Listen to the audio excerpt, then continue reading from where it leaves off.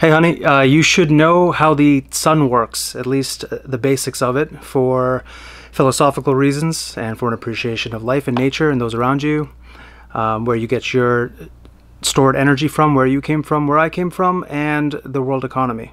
So let's talk about the basics, yeah? The sun formed about 4.5 billion years ago in our Milky Way from something called a solar nebula, which is basically dust and gas that collects as a disk and then becomes a sphere under forces of gravity. And it's so large and so hot inside that it is actually, it allows for some strange physics to happen because of how extreme the conditions are inside of it. I think the sun is about 98 or 99.8% of the solar system's entire mass, so it's extraordinarily massive compared to the rest of the solar system and the planets. So that's what keeps all of the planets in orbit because of its because of how it warps the fabric of space-time. It's largely comprised of hydrogen, and I'm going to show you how that hydrogen eventually becomes helium, and how that process, which is called nuclear fusion, releases energy, and so that's the energy that warms you up and is the reason why you're alive. That's the energy that hits Earth and is responsible for the wind, the streams, the weather, the flora, the fauna, and that's the energy that we try to harness to live our lives. That's why the light is on. That's why this works.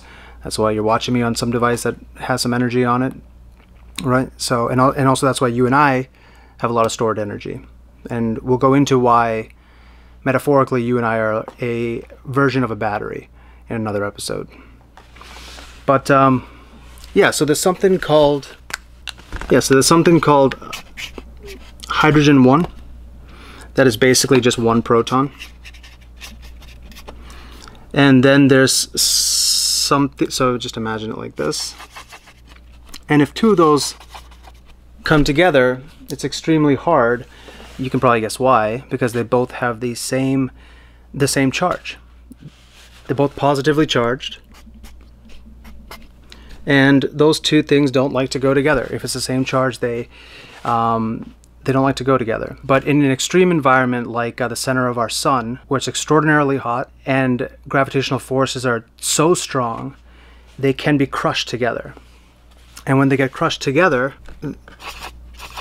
one of them actually loses some mass, and that mass is lost in the form of energy. And if you remember from Albert Einstein, his famous 1-inch formula, E equals mc squared. So that mass is essentially energy being ejected. That is, by the way, called beta decay.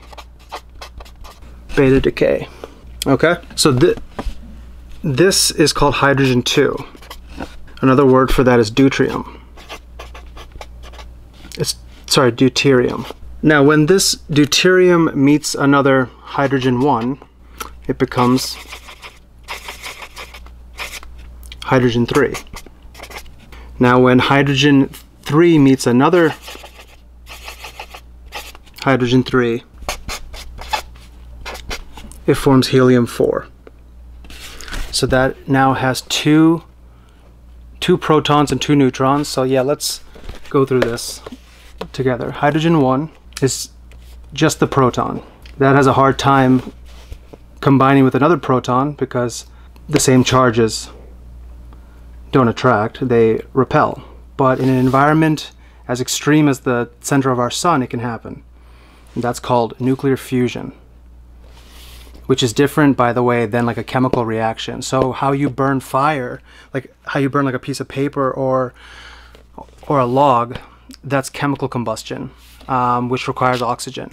And so that's why the sun can burn in space despite there not being any oxygen in space to burn, because that's not the same as the fire that you see on Earth, yeah? So one is called nuclear fusion, the other one is called chemical combustion. Okay? So then when these two come together. Some energy is lost in what's called a beta decay. That energy is important because that's the energy that's eventually you're going to feel. That becomes hydrogen 2. Hydrogen 2 meets another single proton, becoming hydrogen 3. And then a hydrogen 3 meets another hydrogen 3. When they fuse, you get helium 4. And that knocks off, by the way, 2 of the protons by themselves. Okay? And there's an extraordinary amount of energy that's being released in nuclear fusion. That's why on Earth we're trying to figure out a way to harness nuclear fusion, but so far it's proved difficult.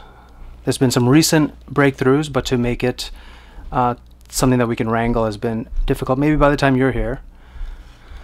But it's hard to replicate this environment on Earth in a controlled fashion. Or if it's in a nuclear bomb, there's nuclear fusion, right? And that releases an extreme amount of energy.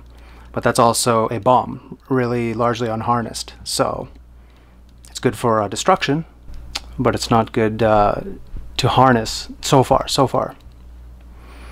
Okay, then anyway, all that energy finally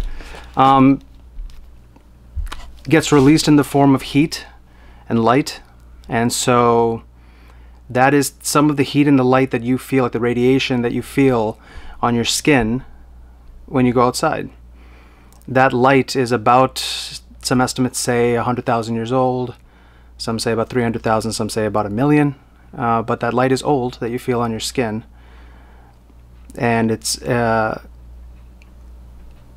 despite the sun being about 93 million miles away, it feels so intense to us because there's just that much energy. That's how extreme the conditions are in the center of our sun. You know, our Earth is in the habitable zone. Not too hot, not too cold, even though I hate that. The Goldilocks zone. And so that's what allowed the flora and the fauna to come up, which include you and me. Yeah? So, you're not here yet, but when you're here, there's a reason you're here. It's because of the energy that I have stored in me, which is from the sun, and whoever your mother is. And no energy. We'll go in another episode about the conservation of energy and matter and information, so that energy won't be lost. It will become you. Same with the matter, by the way. And also on a bunch of other episodes, we'll talk about economics. And I think it's something called the physiocrats, which believed that the economy was based on the sun, because it's the sun's energy that goes to land, and so whatever you yield, agriculturally, becomes the economy.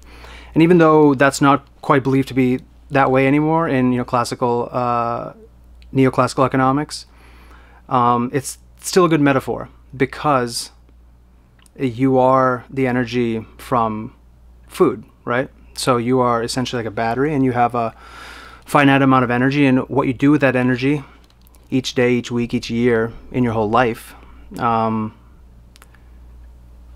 we measure the utility yielded by that person. How much our lives are being improved because that person is alive.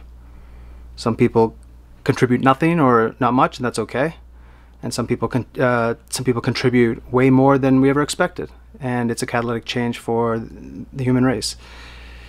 And it's a version of how we put a value on that person and how they use their energy. And I think that's an important metaphor to think about, because you get a certain amount of energy in a day, and also when you think about life, you're young and not able for so long, and then you're old and not able for so long, and you might get sick, and you're asleep for 1/3 of your life. So it's not like you exactly have 75 years to use. It's more like you have 10 to 30 years of hard work that you can use. But it's up to you what you want to do with that energy. I know what I want to do with mine, but that's a question that you should ask yourself, and it's okay to have a different answer as life goes on, as you get different priorities, and different things matter more to you. All right, so when you look around you, look at all the people here and the animals and the trees and the grass, and know that all their energy is coming from the sun, our sun, soul. And eventually that'll run out.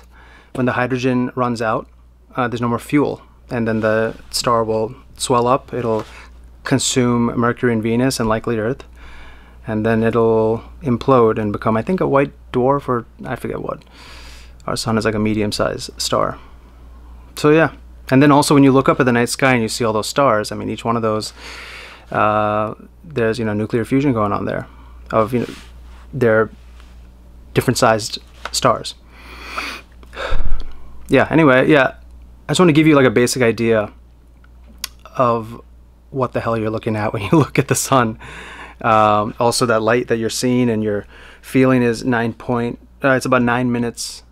It's about 9 minutes behind, because it takes about 9 light minutes to reach Earth. So that's how far away it is, and so what you're feeling is about 9 minutes old, and now you know, like about like 100,000 to 300,000 years old, because it's actually been bopping around the inside of the sun trying to escape.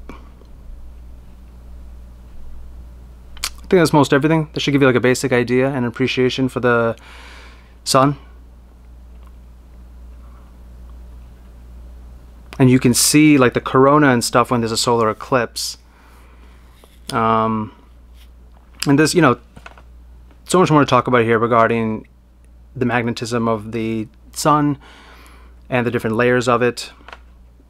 But we'll go into that some other time. I just want to give you kind of a basic synopsis of it so you knew what you were looking at. All right? When you're out working on your tan with your girlfriends in university, you'll be like, I know what's going on here. Versus just like, let's go work on our tan sort of thing. All right? All right. I love you and I love you. Hope you're having a good day. It's been a weird, you know, it's been like a weird energy day here for me. So I thought I would just force myself to try to do one of these and see what it yields. All right. Love you and I love you.